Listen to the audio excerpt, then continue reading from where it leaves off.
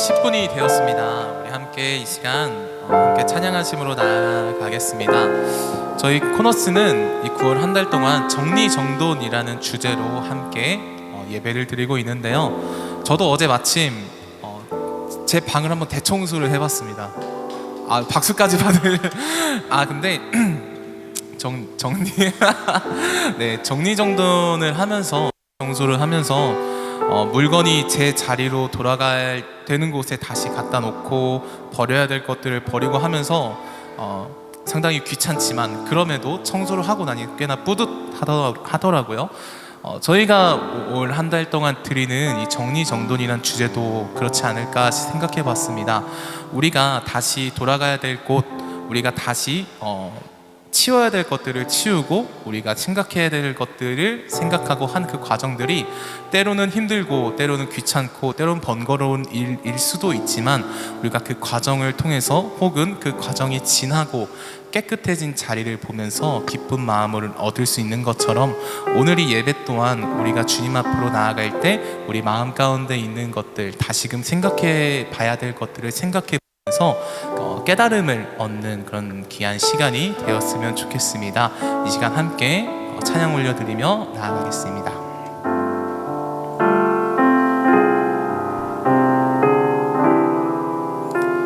너의 모습 그대로, 너의 모습 그대로 사랑해, 사랑해, 사랑해. 너의 모습 그대로, 너의 모습 그대로 사랑해, 사랑해, 사랑해. 너는 검다 하지만 나에게 아름답단다. 너는 멀리 왔다 하지만 널 따라 나도 왔단다. 너는 나의 전부란다. 널 위해 날 주었단다. 그럼 너는 나의 눈에 너무나 아름답다.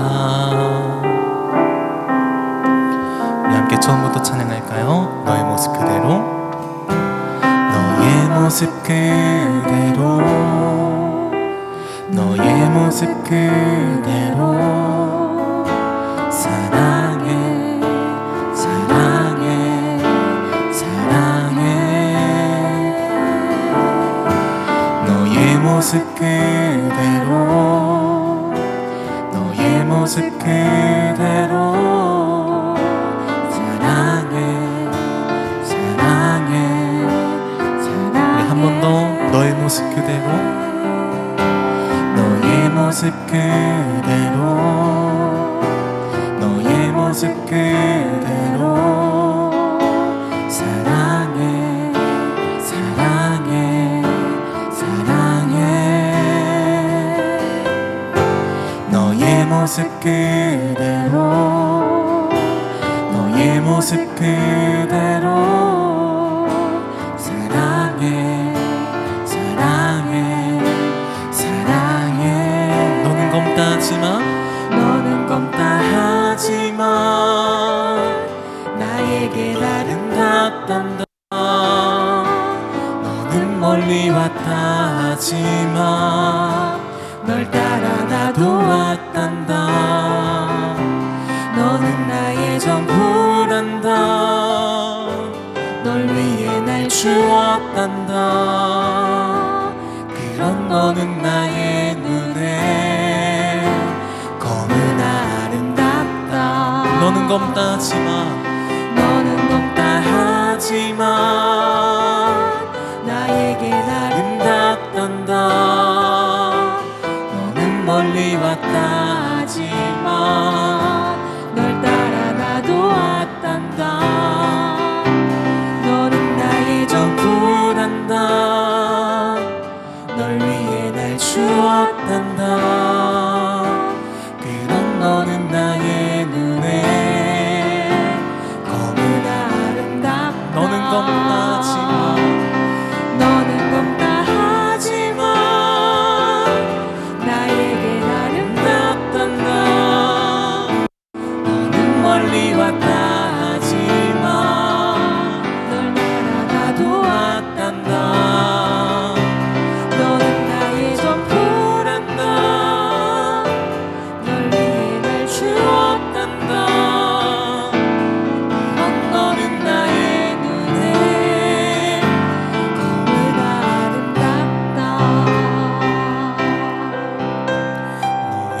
모습 그대로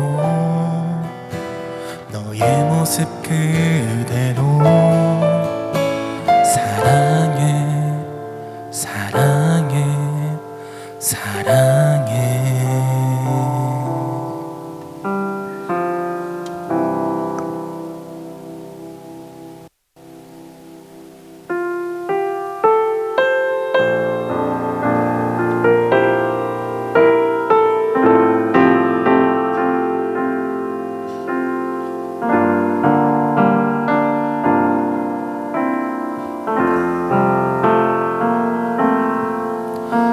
주의 자녀로 산다는 것은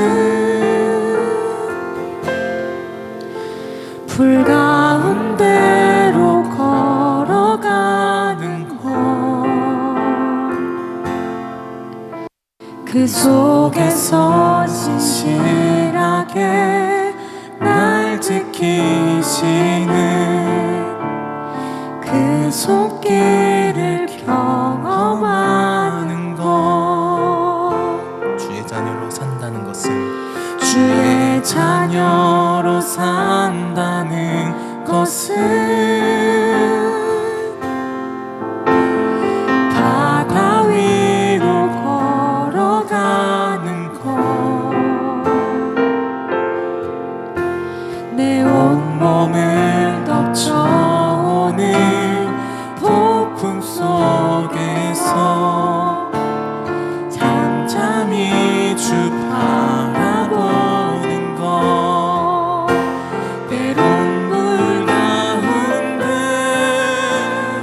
휩싸일 때도 폭풍 가운데 무너질 때도 주님 내 곁에 함께 하시네.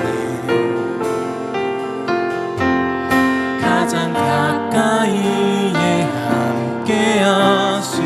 때론 물 가운데 때론 물 가운데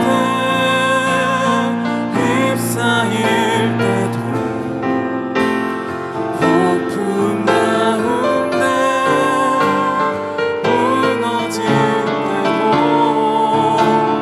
주님 내 곁에 함께 하시니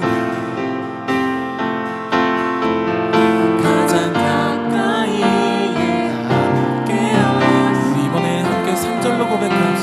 주의 자녀로 산다는 것은 주의 자녀로 산다는 것은 나도 그들을 용납하는 것, 나도 그대를 용납하는 것, 나를 위해 달리신 십자가 사랑, 나를 위해 달리신 십자가 사랑, 그 사랑으로 살아가는 것. 주의 자녀로 산다는 것은 주의 자녀로 산다는 것은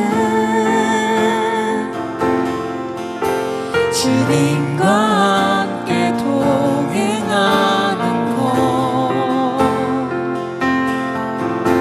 주께서 지신 십자가 기꺼이 지고 주와 함께 걸어가는 것, 때론 물 가운데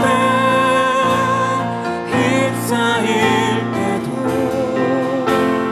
폭풍 가운데 무너질 때도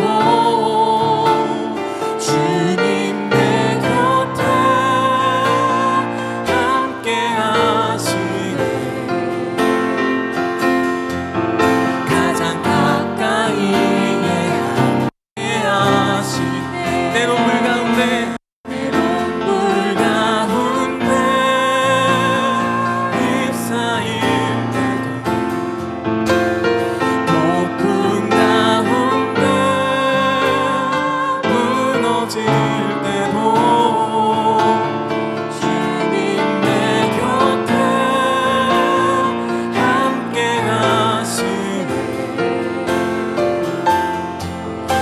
가장 가까이에 함께하시니 때론 불 가운데 때론 불 가운데 휩싸일 때도 폭풍 가운데 무너질 때도 주님 내 곁에 함께하시니 가장 가까이에 우리 계속해서 찬양할까요? 밤이나 낮이나 밤이나 낮이나 어제나 오늘도 영원히 주님만을 찬양해 괴롭고 슬플 때 낭만하여 넘어져도 언제나 주만 찬양하 밤이나 낮이나 밤이나 낮이나 어제나 오늘도 영원히 주만 찬양해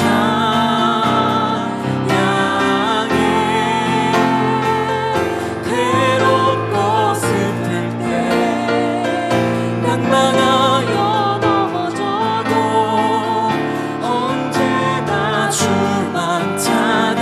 언제나 주만 찬양하 밤이나 낮이나 밤이나 낮이나 어제나 오늘도 영원히 주만 찬양해 괴롭고 슬플 때 낭만하여 넘어져도 언제나 주만 찬양하 밤이나 낮이나 밤이나 낮이나 어제나 오늘도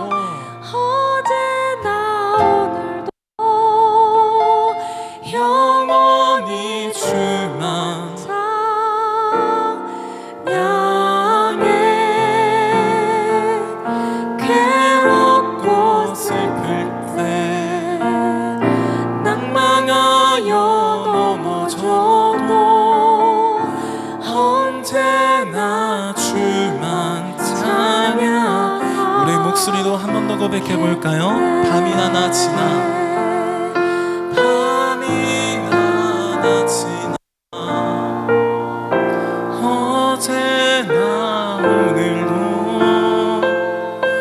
영원히 주만 찬양해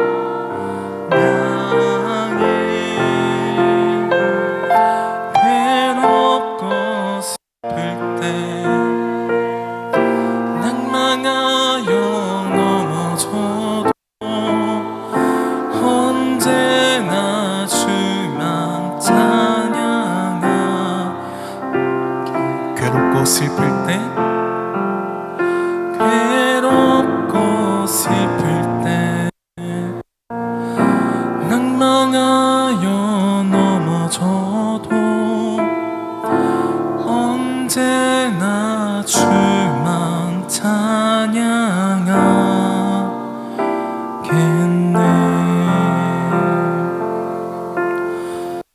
우리 이 시간 우리 각자의 모습으로 함께 기도드리며 나아갈 때 하나님 우리의 삶과 우리가 살아가고 있는 이 세상은 편하거나 녹록지만은 않습니다. 때로는 우리에게 더럽다 말하기도 하고 때로는 우리의 마음을 깎아내리는 말들도 많이 하곤 합니다. 그럴 때마다 우리 안에 있는 마음이 무너져 내릴 때마다 우리가 다시금 일어날 수 있는 이유가 무엇입니까? 우리가 다시금 고개를 들어 하늘을 바라보고 우리가 다시금 사랑을 선택할 수 있는 그 이유가 무엇입니까? 그것이 방금 우리가 고백한 하나님의 사랑, 우리를 향하신 예수 그리스도의 사랑뿐임을 우리가 이 시간 고백하기를 원합니다. 하나님, 우리가 이 세상을 살아갈 때 그 사랑을 잊지 않고 우리가 그 사랑을 더욱 붙들며 나아갈 수 있게 해달라고, 그 사랑의 힘으로 이 세상 가운데 사랑을 전파하며 사랑을 나누며 살아갈 수 있는 우리가 될 수 있게 해달라고 이 시간 그 사랑을 간구하는 마음을 갖고 함께 우리 기도하며 나아가시겠습니다. 우리 함께 기도하겠습니다. 하나님 아버지, 이 세상을 살아가는 데 있어서 너무 어렵고 너무 힘든 순간들이 많이 있습니다. 그러나 아버지 하나님 그 순간 가운데에서 우리가 다시금 하나님을 바라볼 수 있는 것은 우리를 향한 하나님의 사랑이 있기 때문에 그 사랑을 기억하며 말씀하셨기 때문에 줄로 믿습니다.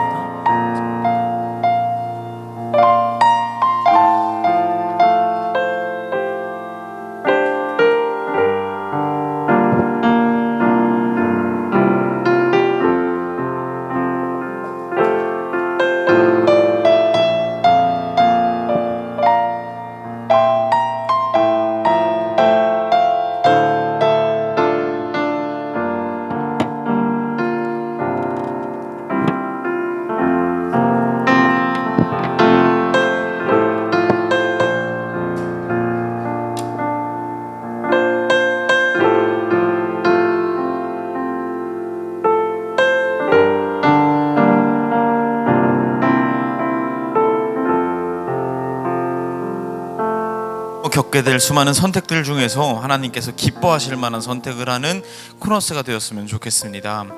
그 선택이 그저 어떤 윤리적으로 올바른 선택을 해라, 너가 희생하는 선택을 해라 라는 그런 선택들도 있겠지만, 우리를 위한 선택, 우리가 행복한 선택, 우리가 좋을 선택을 하는 것, 그것도 하나님께서 기뻐하실 만한 일이라는 것을 우리가 깨닫습니다. 하나님, 그럼에도 불구하고 나에게 좋은 것이라고 해도 선택한다는 것이 결코 쉽지만은 않습니다. 오늘 이 시간을 통해서 그런 우리의 선택에 하나님께서 용기를 주신다는 것을 깨닫기를 소망합니다. 예수님의 이름으로 기도드렸습니다. 아멘. 네, 여러분 반갑습니다. 벌써 9월 셋째 주 주일이네요. 시간이 이렇게 빨리 흘러가는 게 정말 깜짝깜짝 놀랍니다. 이번 한 달 동안은 저희가 정리정돈이라는 주제로 함께 이야기를 나누고 있고요.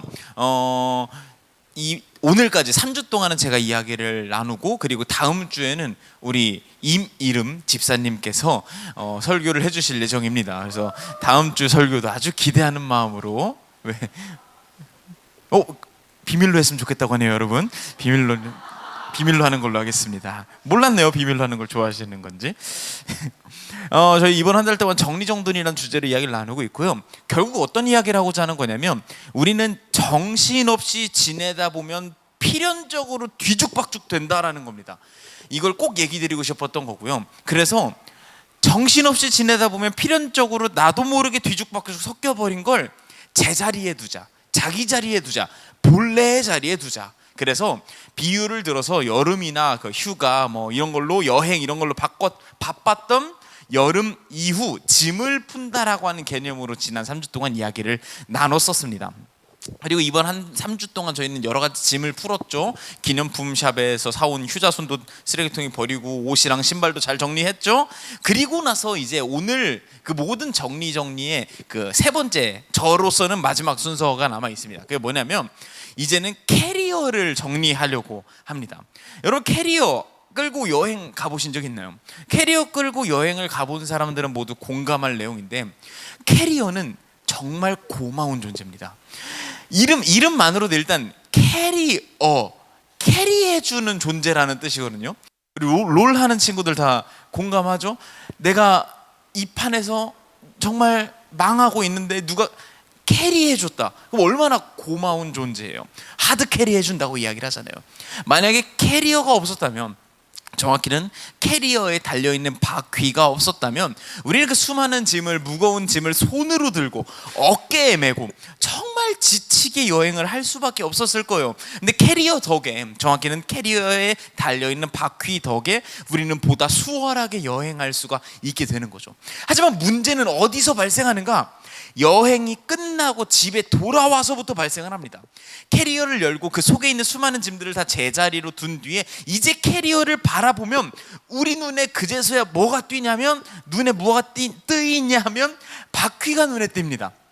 이 바퀴가 어느 길을 언제 어떻게 굴러다녔는지도 모르고 어디서 어떻게 묻었을지 모를 먼지와 이물질과 심지어 개똥이라도 묻었을지 우리가 어떻게 알겠습니까? 정체불명의 것들로 더러워졌을 그 바퀴는 집에 들어오는 순간 더 이상 마냥 고맙기만 한 존재는 아닌 겁니다. 이 더러운 바퀴를 이제 얼른 해결해야 되는 거죠. 어떻게 해결할 수 있을까요? 아주 심플합니다. 세상이 너무 좋아졌어요. 휴지에 물을 묻혀서 팔기 시작한 겁니다. 물티슈라는 걸 팔기 시작을 했어요. 그래서 물티슈를 몇 장 뽑아서 바퀴를 깨끗하게 닦으면 이제 캐리어를 우리는 깔끔하게 치울 수가 있게 되는 거죠. 저는 개인적으로 아주 짧은 인생이지만 요 몇 년 살고 나서 생각하게 된 게 하나 있는데, 그게 뭐냐면 세상의 모든 것에는 양면이 있다라는 것입니다. 플러스가 있으면 마이너스가 있기 마련입니다. 누가 장점이 있으면 그 사람의 단점도 있기 마련이고요. 그리고 어떤 해가 비치는 곳이다 그러면 필연적으로 그 반대편에는 그늘이 생기는 것이 당연한 셈인 거죠. 캐리어도 마찬가지입니다. 그 바퀴 덕분에 여행 중에 수월했다면 이제 그 바퀴 때문에 집에 와서 찝찝한 겁니다. 고마운 점도 있고 나쁜 점도 있는 겁니다. 그런데 제가 개인적으로 제가 직업인지라 자꾸 많은 사람들 앞에서 되게 많은 이야기를 해야 되는 직업이잖아요. 그러니까 혼자 제가 가지고 있는 것만으로 얼마나 부족하겠어요. 그래서 자기개발 유튜버나 자기개발서 똑똑한 사람들이 쓴 책이나 이런 걸 보는 걸 되게 좋아해요. 근데 제가 그런 사람들의 이야기를 되게 많이 찾아 듣다 보니까 이 사람들이 동일하게 하는 얘기가 하나 있더라고요. 그게 뭐냐면 삶의 지혜라는 건요, 그냥 너무 깊게 생각하지 말고 얼른 그 바퀴를 그냥 닦는 것에 있다라고 말하는 것 같아요. 수많은 사람들이 어떤 이야기를 하냐면 모든 것에는 양면이 있어요. 근데 우리 그 양면을 좀 단순하게 바라보자고 이야기를 하는 것 같더랍니다. 예를 들면은 누가 캐리어 바퀴가 더러워지는 것에 너무 과몰입한 거예요. 이 바퀴가 너무 더러워지면 어떡하지? 어디서 뭐가 묻어서 막 병균이 옮으면 어떡하지? 그게 너무 싫어서 여행 내내 캐리어를 들고 다닌다고 생각을 해봐요. 이건 멍청한 짓이죠. 캐리어가 바퀴가 더러워지는 것에 너무 과하게 골똘히 몰입했다가는 그런 멍청한 짓을 벌이게 되는 겁니다.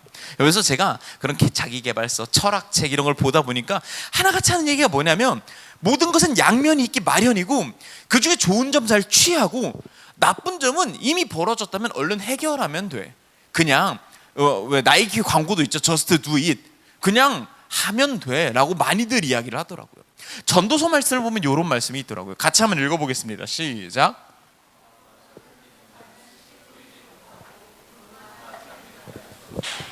무슨 얘기를 하는 거예요? 어떤 바람이 불어요, 농사꾼에게.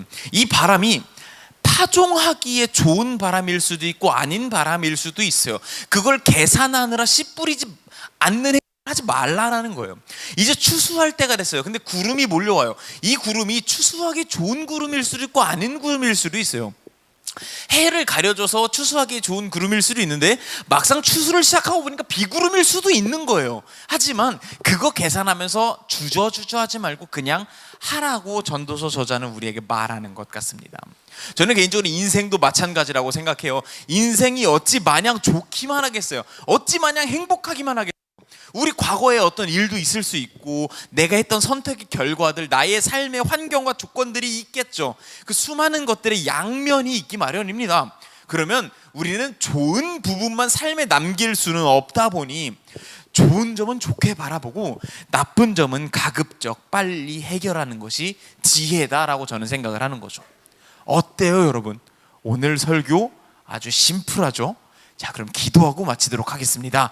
라고 하면 그래, 좋은 뭐랄까 조언이죠. 그래, 나쁜 점 뭐 하러 오랫동안 싸매고 있어, 빨리 해결하면 좋지. 근데 이거 이렇게 쉽게 툭 얘기하기에는 우리 인생에 적용하기엔 실제로 적용하기엔 결코 쉬운 일은 아닙니다. 억가라는 말 아세요, 여러분? 억가 요즘 많이 쓰죠. 억지로 까인다는 말이에요. 물론 모든 인생에는 풍파가 있을 수 있어요. 근데 그 풍파가 해도 너무할 때, 야, 이거는 합리적으로 까이는 수준을 넘어서는데? 라고 할 때 쓰는 말이죠. 세상이 날 억가하는 것 같은데? 라고 말할 때가 있잖아요. 이건 좀 도를 넘어섰는데? 내 건강과 내 관계와 내 희망과 내 미래와 내 야망과 내 가족과 이런 것들이 막 억가당할 때, 억가당하는 사람을 향해서 그래도 좋은 점도 거기 있을 거니까 좋은 점 바라보시고 나쁜 점은 치워버리세요라고 이야기를 하면 어떤 생각이 들겠어요? 야, 말은 쉽지 마라고 말하게 되는 거죠. 저는 누군가 그렇게 말했을 때 야, 말은 쉽지라고 승질 낼 만한 두 사람을 오늘 함께 소개해 보려고 합니다. 첫 번째 인물은 아마 여러분들 아시는 분들도 계실 것 같은데, 혹시 그윈 플랜이라고 하는 분 아시나요? 그윈 플랜이라는 분은 실존 인물은 아니고요, 레미제라블을 쓰셨던 걸로 유명한 빅토르 위고가 쓴 소설이자 요즘에는 사실 뮤지컬로 더 유명한 웃는 남자라고 하는 작품의 주인공이 그윈 플랜이라고 하는 자입니다. 원래는 저 사진에 그 박효신 씨를 넣으려고 했었는데 요즘 박은태 씨가 대세라며요. 그래서 박은태 씨로 제가 바꿔서 넣어뒀습니다.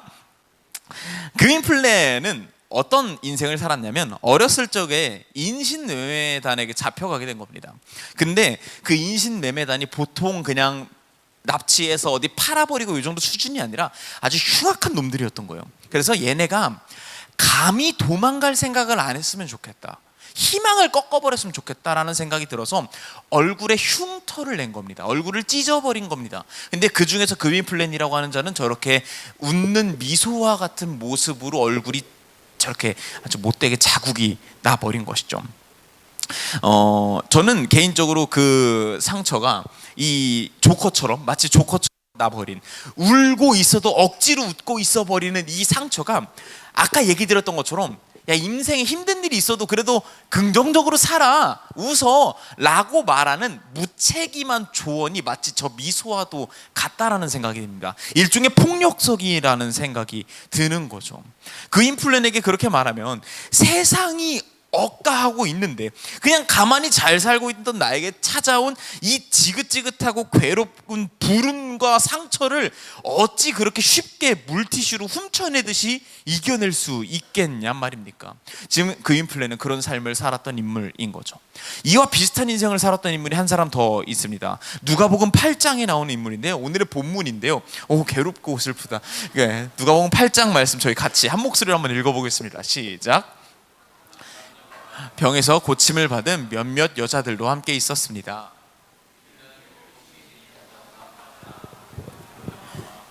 신하인 구사의 아내 요한나와 수산나, 그리고 그 밖에 다른 여자들이 많이 있었습니다.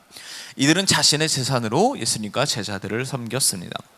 누가복음 8장에 나오는 본문이고요. 여기 읽어보시면 굉장히 여러분에게 익숙한 인물이 한 사람 있을 겁니다. 수산나, 이런 사람, 요한나 되게 익숙하지 않죠. 하지만 막달라라고 하는 마리아는 많이 들어보셨을 겁니다. 저렇게 길게 들어보기보다는 막달라 마리아라고 들으셨겠죠. 근데 사실 막달라 마리아가 이름은 아니에요.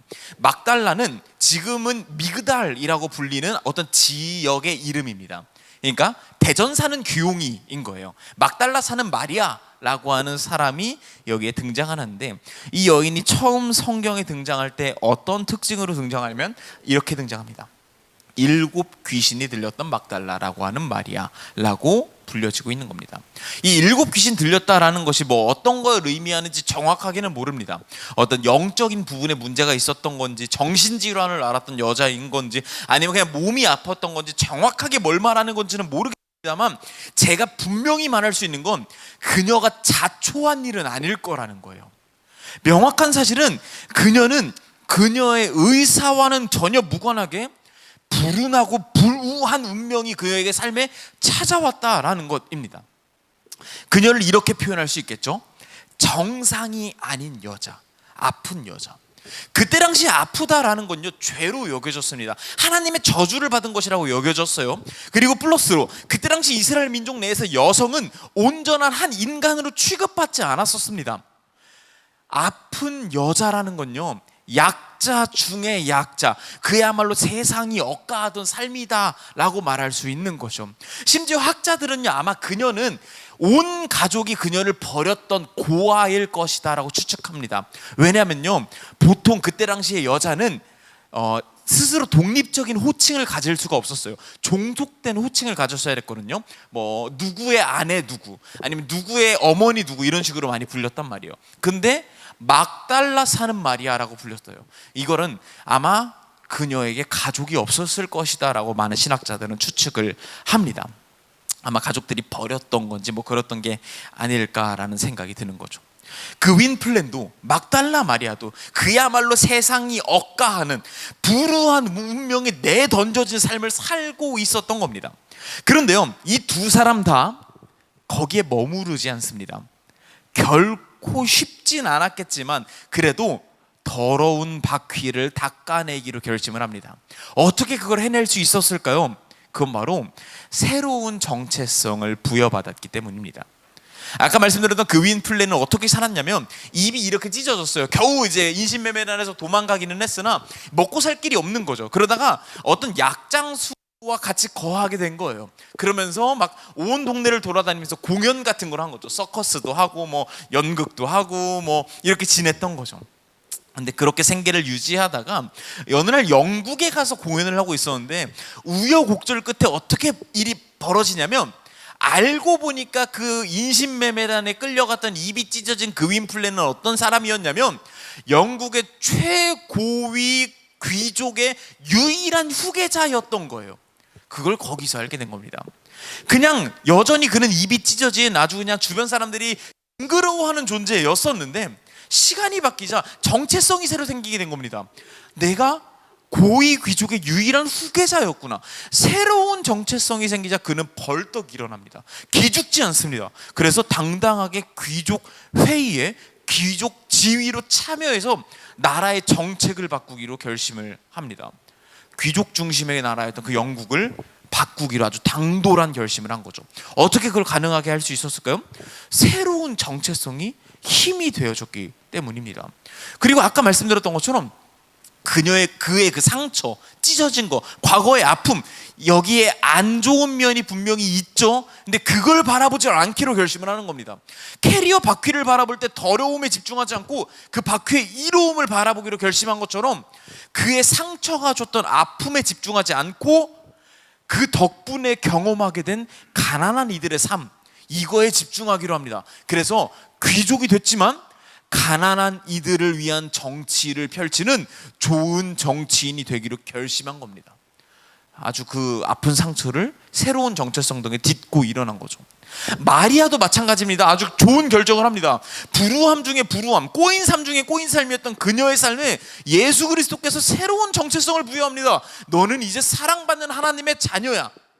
그녀에게는 과거의 상처가 분명히 있었습니다. 가족도 없고 주변 모두가 손가락질하는 삶을 살고 있었습니다. 하지만 거기에 머무르지 않고 예수가 허락한 정체성으로 살아가기로 결심을 합니다. 그래서 굉장히 의연해진 그녀는 어떤 삶을 사냐면 마태, 마가, 누가, 요한복음 전체에 등장하는 유일한 여성으로 살아가고요. 예수님이 십자가에 달려 돌아가실 때 예수님은 반역죄로 십자가에 달리셨거든요. 그렇기 때문에 우리나라도 조선시대 때 반역죄를 저지르면 3대를 끌어다가 멸했어요. 그만큼 로마도 마찬가지로 예수와 함께 다녔던 인물인 게 걸리면 바로 사형입니다. 하지만 그녀는 의연하게 예수 그리스도의 십자가 처형 때까지 쫓아간 여인으로 성경에 등장합니다. 요한을 제외한 모든 남성 제자들이 다 도망가도요, 그는 의연하게 자리를 지킵니다. 왜냐면 이미 산전수전 다 겪었거든요.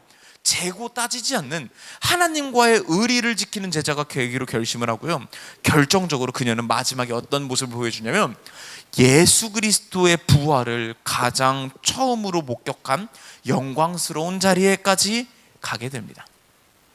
여기까지의 설교를 한번 요약 정리를 해보자면, 저와 여러분의 삶에도 어두운 면은 분명히 있습니다. 아무리 그 캐리어 바퀴가 좋은 면이 있었어도 더러운 면이 생기는 것처럼 말이에요. 하지만 여러분, 거기에 머무르지 않았으면 좋겠습니다. 우리에게 거기에 머무르지 않을 수 있는 힘이 있습니다. 예수 그리스도가 우리에게 새로운 정체성을 주셨기 때문입니다. 그것이 우리의 제자리, 우리가 가야 할 자기 자리입니다. 여기까지 이야기하고 설교를 마무리해도요, 좋은 설교일 겁니다. 자, 이제 기도하고 마무리할까요? 정리 기도할까요? 라고 해도요, 좋은 얘기 들었다죠. 근데 여러분, 여기서 하나 더 나아가 보려고 합니다. 솔직히 말해서요, 이렇게 설교하고 듣고 끝내면 좋은 얘기지만 삶의 실제가 되던가요? 마음의 진심으로 와닿던가요? 솔직히 말해서 여러분, 예수님 덕분에 그리스도인, 하나님의 사랑받는 자녀라는 정체성이 생겼더니 이제는 다 이겨낼 수 있던가요? 내내 행복하시던가요? 세상의 억가가 멈추던가요? 최소한 그 윈플랜과 막달라 마리아는요, 새로운 정체성이 생겼어도 세상의 억가가 멈추지 않았어요. 아마 저와 여러분도 그런 운명을 살고 있을 거라는 생각이 듭니다. 제가 살아보니까요, 여전히 삶의 어두운 면은 고스란히 존재하더라고요. 아니, 어쩌면 일부러 약 올리듯이 그 어두운 면이 점점 더 강해지는 것 같다는 생각도 들어요. 그 윈플랜은요, 영국 귀족의 유일한 후계자가 됩니다. 하지만 그렇다고 해서요, 그를 향한 세상의 억가가 멈췄을까요? 모든 귀족들이 그의 이야기에 귀 기울여 들어줬을까요? 아니요. 그가 지금 무슨 이야기를 하고 있어요? 가난한 이들을 품어주는 귀족이 되자는 이야기를 하죠. 그런 정책을 펼치죠. 그걸 누가 말하고 있어요? 어디서 입 찢어져서 나타난 듣도 보도 못한 애가 말하고 있는 거예요. 아무도 듣지 않아요. 아무도 변하지 않아요. 그는 좌절합니다. 그 윈플랜은 새로운 정체성을 갖게 됐지만 그래도 여전히 삶의 어두운 면을 이겨낼 수 없었습니다. 막달라 마리아는 달랐을까요? 막달라 마리아에게도 새로운 정체성이 생겼습니다. 그렇게 살았습니다. 그리스도인으로 살았습니다. 초대교회 사람들은 그녀를 아주 좋아했고요, 그녀를 칭송했습니다. 하지만 그녀를 향한 세상의 억가는 멈추지 않았습니다. 심지어 그녀가 죽고 나서도 여전했습니다. 기독교가 로마의 국교가 됩니다. 그래서 기독교가 점점 기득권자가 됩니다.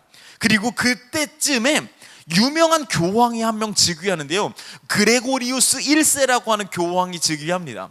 그리고 그는요, 전형적인 가부장 제도를 지지하는 남성 기득권자였고요, 아주 유명한 여성 차별자였습니다. 제가 그 사람이랑 직접 대화를 나눠본 적은 없어가지고 속마음까지는 모르겠습니다만, 어느 날 그레고리우스가 설교를 준비하다가 막달라 마리아를 마냥 좋게 얘기하고 싶지는 않았나 봐요. 폴티 가스펠 허밀리스라고 하는 유명한 책이 있습니다. 이 그레고리우스의 설교를 40개 엮어놓은 책인데요, 이 설교의 33번째 설교문을 저희가 한번 같이 읽어볼까 합니다. 좀 길지만 저희 같은 목소리로 함께 읽어보겠습니다. 시작. 막달라 마리아는 누가가 죄인이라고 부르고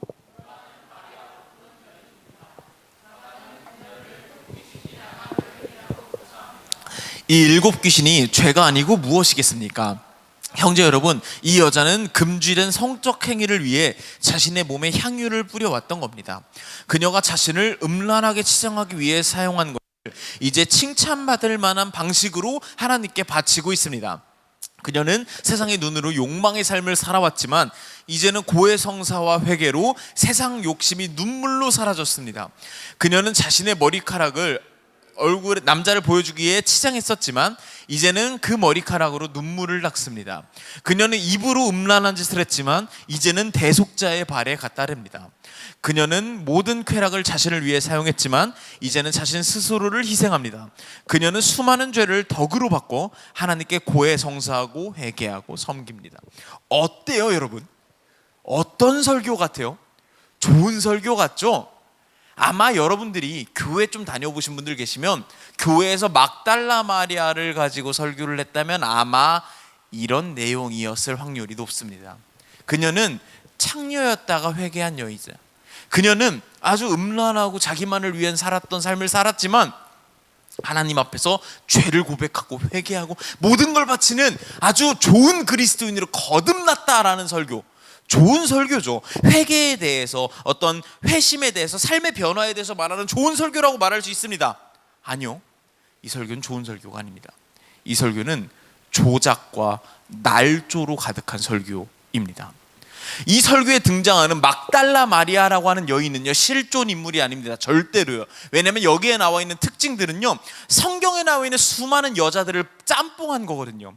먼저 첫째로는요, 베다니 마리아가 있습니다. 이 사람은 그 나사로 알죠? 죽었다가 예수님 덕분에 살아난 그 나사로의 마지막 여동생, 막내 동생 마리아가 있습니다. 그녀는요, 우리 오라버니의 장례를 예수 그리스도가 이겨냈어요. 그 예수 그리스도의 장례를 기념하기 위해서 일평생 보물로 가지고 있던 향유를 가지고 와서 그 앞에 뿌렸습니다. 이 여인과요, 누가복음 7장에는요 죄 많은 여인이라고 불리는 한 여자가 나옵니다. 그 여자는 어디에 살고 있냐면 나인성이라고 하는 동네에 살고 있다고 나와 있어요. 아까 말씀드렸던 막달라라고 하는 동네랑은 영 다른 곳에 있는 동네예요. 근데 그 여인과 시몬의 집이라고 하는 곳에서 예수님의 발이 아니라 머리에 향유를 부었던 여인도 있었어요. 이 세 여인을 짬뽕해서 세상에 없던 막달라 마리아를 만들어낸 것입니다. 그레고리우스는요 막달라 마리아가 7 귀신 들린 거 그거는 죄 지은 게 분명해라고 자기의 추측을 기정사실화했고요. 심지어 나인성 그 죄 많은 여인이 막달라 마리아라고 치더라도요 그때 당시 나인성 여인의 죄는요 하마르톨로스라고 하는 되게 일반적인 죄를 뜻하는 단어를 썼음에도 불구하고 성적인 죄를 뜻하는 단어인 포르네이아라고 하는 단어가 분명히 따로 있음에도 불구하고 그때 당시에 여자들이 했던 죄가 다 그러면 그렇지 뭐라고 하는 자신의 선입견과 편견으로 단정한 채 거짓된 설교를 쏟아내기 시작했던 겁니다. 어차피 마리아라고 하는 이름은 엄청 많았어요. 그때 당시에 뭐 미자, 숙자 이런 것처럼 자자 돌림하는 것처럼 그냥 아무나 다 붙이는 이름이었어요. 그리고 사람들은요 그때 당시에 성경을 직접 읽을 수도 없었어요. 어차피 헷갈려요. 그러니 아무런 의심 없이 이렇게 만들어진 막달라 마리아를 사람들이 받아들이기 시작을 합니다. 그리고 이 설교는요 남성 기득권 사회를 더욱 곤고히 하려는 자들에게 좋은 먹잇감이 되었고요 온갖 신학이라고 하는 이름의 날조가 쏟아지는 역할을 하게 됩니다. 그 전부터 불만이었던 사람들이 있는 거예요. 도대체 왜 여자가 부활을 처음 본 거지? 어쩐지 이 설교 듣고 보니까 미인계를 써서 여자 혼자 어디를 돌아다녔겠어. 로마 군사 꼬셔가지고 동행했겠지. 이런 말도 안 되는 이야기겠죠. 이게 불과 200년 전까지 정설로 통했던 신학이었습니다. 그리고 이렇게 말하는 사람들도 있어요. 죄가 여자로부터 시작했으니까 부활도 여자에게 처음 보셨던 거겠지 라고 말하는 사람들도 있었어요. 이상합니다. 그러면서 이 설교를 시작으로 이후에 막달라 마리아는요 창녀였다가 회개한 여자로 그냥 꽝 도장 찍혀버렸고요. 굉장히 뜬금없이요. 이후에 만들어진 수많은 성화들, 성화라는 말도 웃기죠. 거룩한 그림이래요. 그 거룩한 그림들은요 아무런 그 조사 없이 막달라 마리아는 창녀였다가 회개한 여자라고 기정사실화시키고 모든 성화에서 막달라 마리아는 노출을 하고 있거나 남자를 유혹하는 듯한 모습으로 그려지기 시작을 합니다.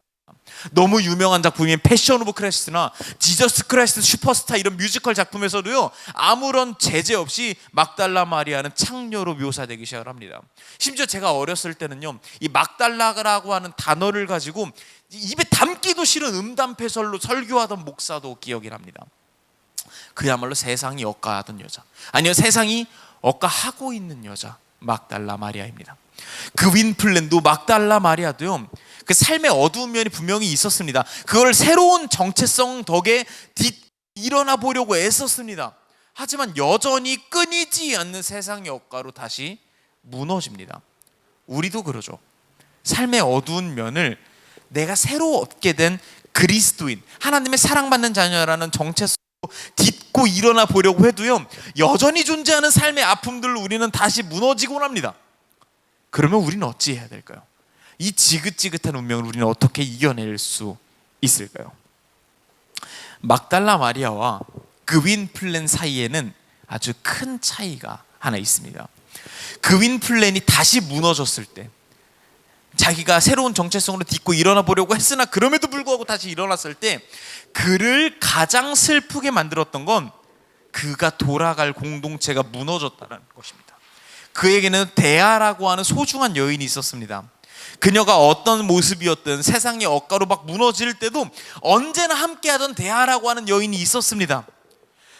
그 윈플랜이 무너졌을 때, 다시 무너졌을 때, 다시 돌아가고자 했을 때 데아가 그만 목숨을 잃게 됐던 것입니다. 웃는 남자라고 하는 소설은 아주 비극적으로 마무리됩니다. 결국 돌아갈 공동체가 없었던 그 윈플랜은 사랑하는 여인 데아가 목숨을 잃고 나자 그 윈플랜도 스스로 바다에 빠져 목숨을 잃는 것으로, 목숨을 잃어버리는 것으로 그 연극은 마무리가 됩니다. 그가 세상의 억가에 다시 무너지고 다시 무너질 때 언제나 함께 해주었었던 데아가 함께 있었다면 조금은 다른 결말을 맺지는 썼을까 하는 아쉬움이 드는 대목입니다. 하지만 마리아는 달랐습니다. 그녀는요, 그리스도인으로서 성실히 살아보려고 했고 열심히 하나님이 주신 새로운 정체성으로 살아보려고 했으나 세상의 공격으로 그 어두움으로 다시 무너질 때 어떤 일이 발생하냐면, 최근 500년 사이에 어떤 일이 막 발생하기 시작을 하냐면, 기독교 박해 때 사라지고 묻혔던 문건들이 최근에 다시 드러나기 시작을 하고요, 그 드러난 문건들에서 수많은 마리아의 공동체원들이, 마리아의 동료들이 그녀의 삶을 지지하기 시작을 합니다. 증언해 주기 시작을 합니다. 예수님께서 승천하신 이후에 초대교회는 활발하게 선교 활동을 시작했습니다. 교회가 여기저기 생겼습니다. 근데 그 자료들을 살펴보면요, 이 막달라 마리아에 대한 이야기가 아주 가득가득합니다. 어느 정도냐면요, 그녀는요 여성의 신분으로요 수천 명의 남성 제자들을 모아놓고요 예수님을 가르쳐주는 아주 교회의 중요한 역할을 했다고도 하고요. 비록 성경으로 딱 정경화되진 않았지만 외경 중에 아주 유명한 책인 빌립 복음서, 예수님의 제자인 빌립이 쓴 예수님의 행적을 적은 책입니다. 거기에는요 오히려 베드로보다 막달라 마리아가 더 많이 등장을 하더라고요. 그야말로 수제자 중에 수제자로 그 빌립 복음서에 등장을 하고요. 심지어 4세기까지 초대교회에서 가장 많이 읽혀졌던 복음서로 무엇이냐면 마리아 복음서라고 하는 성경은 아니죠, 외경이 자료에 남아 있습니다. 초창기 교부 중에는요 아주 유명한 여성 혐오론자였던 터툴리안이라는 사람도 있었습니다. 이 사람은요 여성만 없었으면 이 세상에 죄가 없었을 거다라고 말할 정도로 괴랄한 생각을 가진 자였어요. 그가 어떤 말을 하냐면, 모든 여성을 욕해도 막달라 마리아만큼은 욕하면 안 된다라고 선언할 정도로 그녀는 아주 남다른 삶을 살았고요. 우리가 아주 잘 알고 있는 성 어거스틴은요 이런 영광스러운 칭호를 그녀에게 붙입니다. 막달라 마리아는 사도들에게 사도가 되었던 여인이었다. 아포스톨라 아포스탈로룸이라고 부릅니다. 너무너무 영광스러운 별명을 여러 번이나 반복해서 그녀에게 별명으로 붙이고 있습니다. 막달라 마리아가 온 세상이 그녀를 폄하할 때 그녀의 동료들이 하나같이 입을 모아서 그녀는 그런 사람이 아니다라고 힘을 북돋아주고 있는 자료들이 정말 많이 등장을 하고 있고요. 그리고 이 모든 자료를 살펴봤던 최근의 신학자들은 그 마리아의 정체성을 다시 제자리로 두려고 하는 노력들이 막 등장하기 시작을 했습니다.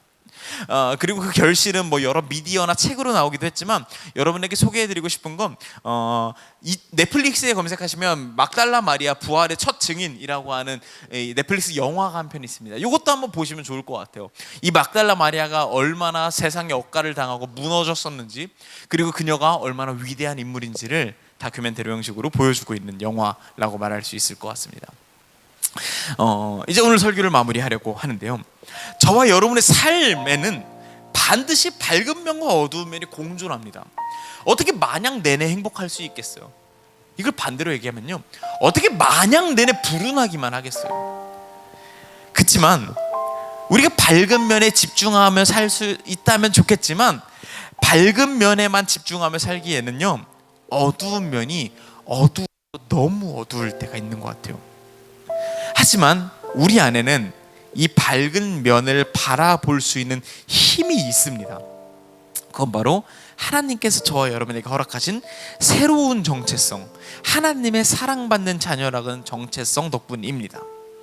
하지만 그럼에도 불구하고, 그런 정체성이 생겼음에도 불구하고 어두운 면은 계속해서 득세합니다. 우리를 절망에 빠지게 합니다. 바로 이때 넘어진 우리를 하나님의 사랑받는 자녀라고 하는 그 정체성으로, 그 제자리로, 그 자기 자리로 되돌려 놓기 위해서 애써주는 이들이 있는데요, 바로 이걸 교회라고 부릅니다. 하나님께서 저와 여러분을 위해서 준비해 놓은, 여러분을 사랑받는 하나님의 자녀라고 하는 그 제자리로 되돌려 놓기 위해서 준비하고 있는 그 교회 안에서 사랑을 나눠주고 나눠받을 수 있는 저와 여러분이 될 수 있었으면 좋겠습니다. 함께 적는 기도로 하나님께 기도 드려봤으면 좋겠는데요, 함께 기도하실 때 여러분의 삶을 좀 오롯이 쳐다볼 수 있었으면 좋겠습니다. 마냥 어두운 면만 있을 수는 없습니다. 마냥 밝은 면만 있을 수도 없는 것이죠. 내가 밝은 면을 바라보고 싶고 좋은 면을 바라보고 싶고 긍정적으로 살고 싶어도 그럴 수 없는 삶의 환경들이 나의 삶에 찾아올 때, 그때 우리가 다시 눈을 돌려서 밝은 면을 바라볼 수 있게 해주는 하나님께 감사드리는 기도도 할 수 있었으면 좋겠고요. 만약에 지금 그러지 못할 정도로 힘들고 계신 분들이 계시다면, 하나님 나 너무 힘든데 이거 털어놓을 수 있었으면 좋겠습니다. 근데 그게 바로 내 옆에 있었다라는 사실을, 이 옆에 교회라고 하는 이름으로 있었다라고 하는 사실을 깨닫게 해주세요. 실감하게 해주세요. 체감하게 해주세요 라고 함께 같이 기도할 수 있었으면 좋겠습니다. 같이 기도하겠습니다.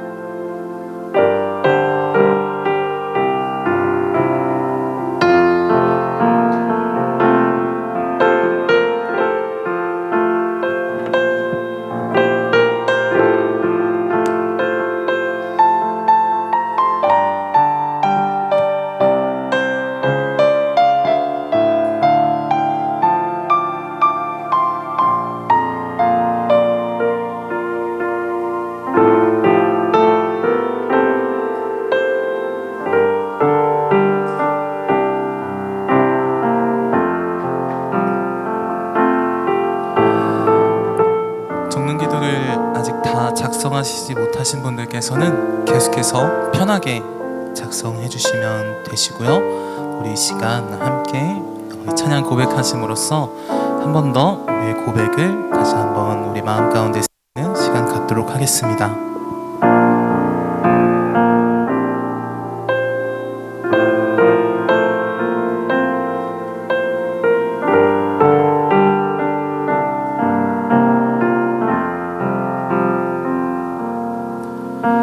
주의 자녀로 산다는 것은 불가능한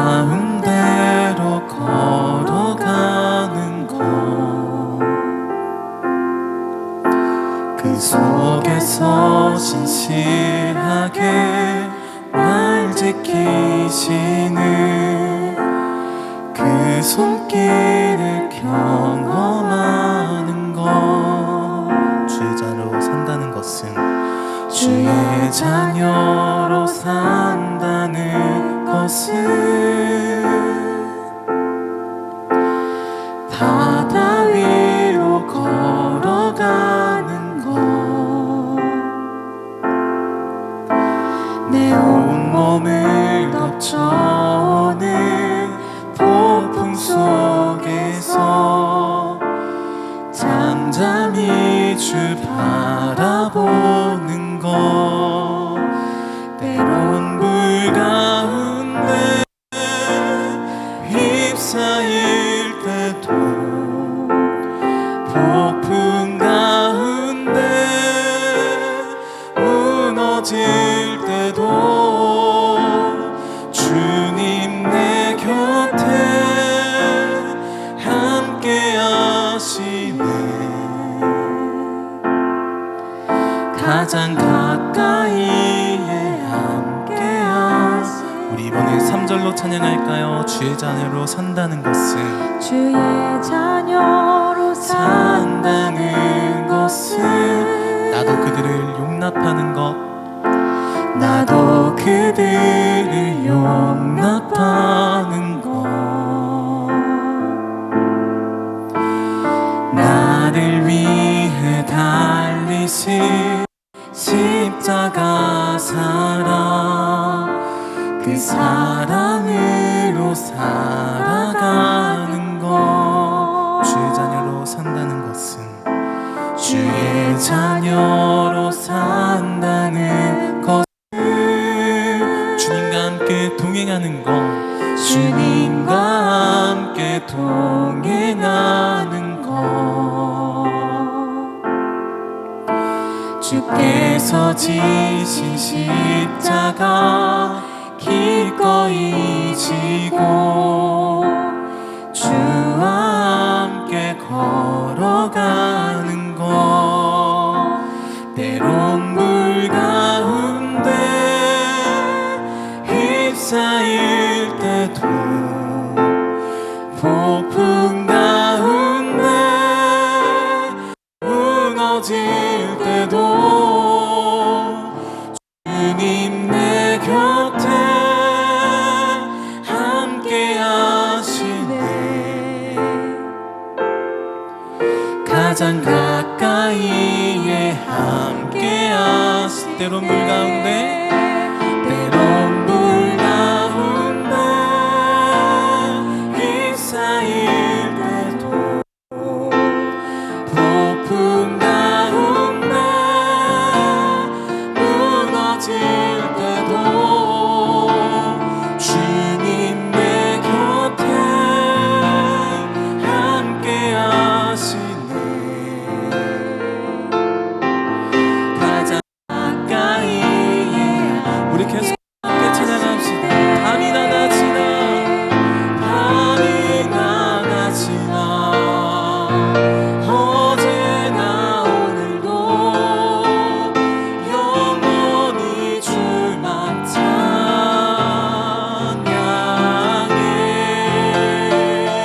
괴롭고 슬플 때 낭만하여 저도 언제나 주만 찬양하길. 밤이나 낮이나 밤이나 낮이나 어제나 오늘도 영원히 주만 찬양해.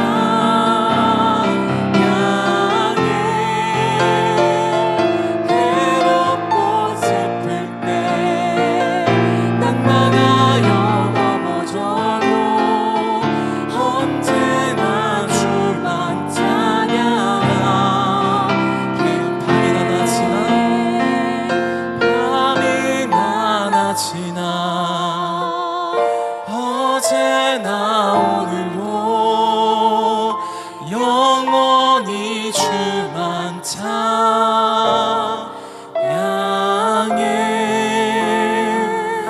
괴롭고 슬플 때 낭만하여 넘어져도 언제나 주만 찬양하 괴롭고 슬플 때 괴롭고 슬플 때 당당하여 넘어져도 언제나 주만 찬양하겠네.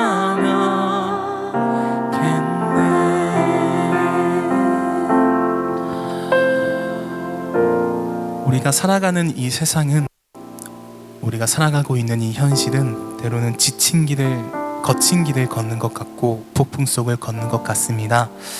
하지만 우리가 억가라는 수많은 억가에도 꺾이지 않고 다시금 나아갈 수 있는 것은 우리를 향하신 하나님의 사랑이 우리의 삶을 가득히 채우고 있기 때문인 것 같습니다. 우리가 고개를 들어 다시금 저 하늘을 바라볼 수 있는 것은, 우리가 축 처진 고개를 다시 들고 똑바로 바라볼 수 있는 것은 우리를 사랑한다 말하시는 하나님께서 우리에게 하나님의 자녀라 말하는 정체성을 보여주시기 때문이지 않을까 싶습니다. 우리는 그런 하나님을 계속해서 기억하며 이제는 우리에게 있는 그 사랑을 전할 수 있는 우리 코너스 공동체가 되기를 소망해 봅니다. 저희 코너스 공동체는 함께 공동기도문을 나누며 예배를 마치고 있습니다. 저 한 절, 여러분들 한 절 함께 번갈아 가면서 고백하도록 하겠습니다. 우리는 고개를 들어 하늘을 바라봅니다. 고개를 돌려 땅을 바라봅니다. 하늘과 땅을 번갈아 바라봅니다. 아버지의 마음으로 이웃을 바라봅니다.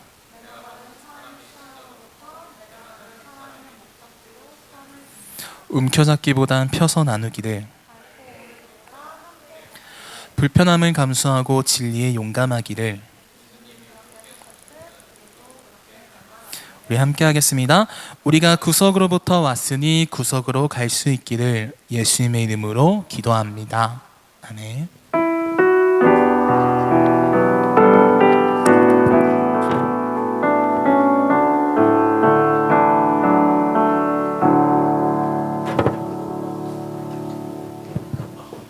지난주 목요일날 여기서 엎어졌거든요.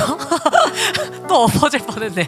네, 오늘 짧게 광고하고 넘어가도록 하겠습니다. 10월 첫째 주일 예배가 없습니다. 그래서 그 주에 여기 코너스로 오시면 혼자 여기서 이제 기도하시면 되고요. 편하게 뭐 커피 마시고 가시면 될 것 같고요. 저희가 이제 그 예배가 없는 대신에 저희가 이 추석 기간에 이 주일날 똑같이 5시에 행하는 믿음 노숙인 사역하고 있는 사역팀과 함께 사역이 진행됩니다. 그래서 진짜로 사랑을 흘려보내는, 사랑의 선순환이 되는 예배를 드리려고 하니까요.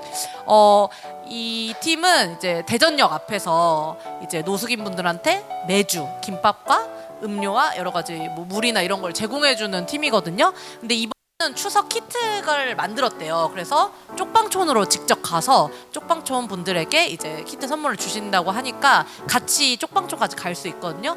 근데 이제 쪽방촌에, 여러분 쪽방촌 가보신 적 있나요? 저는 처음 가봤는데 진짜 좀 놀랬거든요. 대전역이랑 엄청 가까운 데 있어서 진짜 많이 놀랬고, 이때 이후로 제 좀 신앙관도 많이 바뀐 것 같아요. 그래서 여러분들도 꼭 한번 가시기를 정말 추천드립니다. 여러분의 고립된 그 시각에서 더 넓은 세계를 보실 수 있을 것 같습니다. 그래서 저희가 주일에 혹시 뭐 고향에 안 가시거나 예배 드릴 때가 따로 없으신 분들은 꼭 같이 했으면 좋겠습니다. 문의는 이상은 전도사님한테 해주시면 될 것 같습니다. 네, 광고는 마쳤고요. 나눔 시간으로 나아갈 텐데요. 나눔 꼭 하시고 한 주를 또 기쁨으로 시작하셨으면 좋겠습니다. 감사합니다.